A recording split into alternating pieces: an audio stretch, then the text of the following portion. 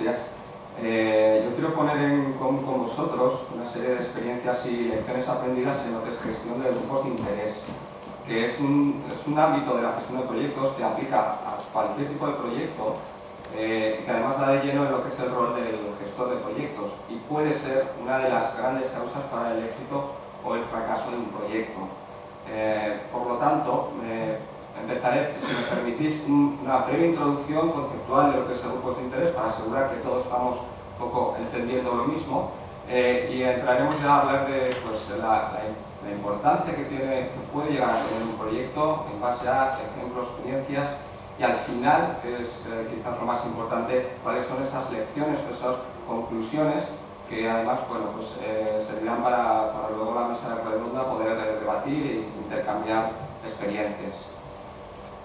Por grupo de interés entendemos todo aquel individuo o colectivo que tiene algún tipo de relación, bien directa o indirecta, con el proyecto y por lo tanto está o bien influido por los resultados o por el transcurso del proyecto o que puede influir en el transcurso de los resultados, y quizás este matiz es el que menos es tratado en la gestión de proyectos. Hablo siempre en base de mi experiencia.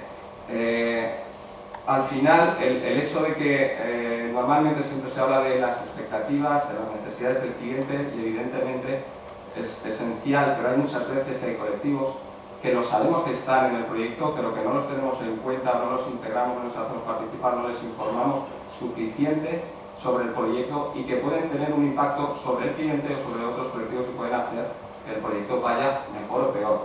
De manera que, hablando en términos simplemente de gestión, dejaría ser la evolución de lo que es el concepto de cliente y que se mantiene el término de necesidades, se mantiene el término de expectativas. Siempre vamos a estar hablando, todo esto que hemos oído muchísimas veces, se mantiene, solo que lo ampliamos a otros colectivos.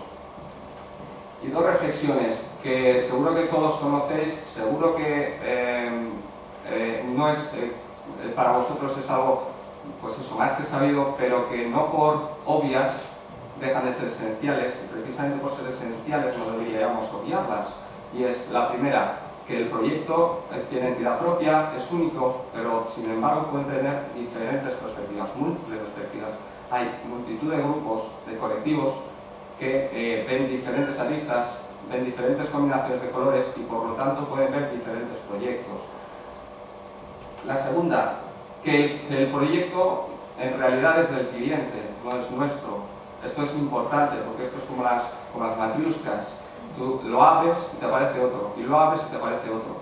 Es decir, la pregunta de cuál es el proyecto, quién es el cliente, puede no ser tan obvia. Ejemplo, puede venir alguien y decir, oye, mira, tengo una idea buenísima y por lo tanto quiero que me hagas un plan de negocio. Pongo un ejemplo, luego iremos a otro tipo de ejemplos. Quiero un plan de negocio. Bueno, pues en la misma mañana puede haber la misma llamada y ser proyectos completamente diferentes. Y lo que lo hace diferente es normalmente el quién. ¿Quién lo pide? ¿Para quién lo pide? Puede ser que te lo esté pidiendo el que va a decidir si se lleva a cabo o no la idea. Puede pedírtelo alguien que lo tiene que presentar a unos inversores determinados, que lo pueden necesitar para sus superiores, para un comité de proyectos, para un concurso de ideas, y que ya no es tanto el que obviamente las actividades o los resultados pueden ser diferentes, sino que la manera, que es casi lo más importante, sabemos que detrás estará, sí, esto es para un consejo de administración, es para un inversor, eso lo sabemos, pero la diferencia está en la manera en que les hacemos partícipes del proyecto. Normalmente nos centramos en el cliente. Por lo tanto, si todo esto lo damos por bueno, si entendemos que el quién es fundamental, el quiénes, mejor dicho, el quiénes es fundamental en los proyectos,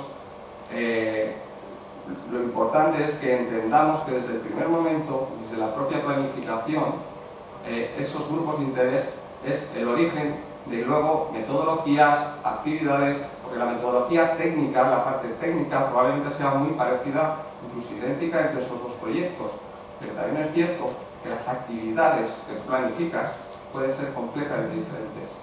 Que cambian los hitos, evidentemente los riesgos, la gestión de riesgos, en mi experiencia fundamental que sea partiendo de grupos de interés, fundamental también un plan de comunicación, porque al final a esos grupos o les implicarás activamente o les implicarás informándoles, y por lo tanto te puede cambiar todo lo que son los parámetros tradicionales de la gestión de proyectos, tanto el tiempo, tanto el coste, las especificaciones, calidades,